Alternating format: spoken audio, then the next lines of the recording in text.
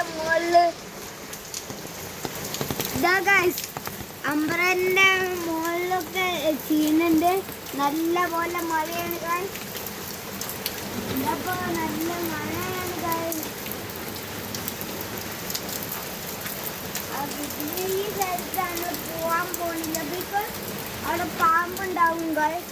നമുക്ക് ബാക്കോട്ട് നേരെ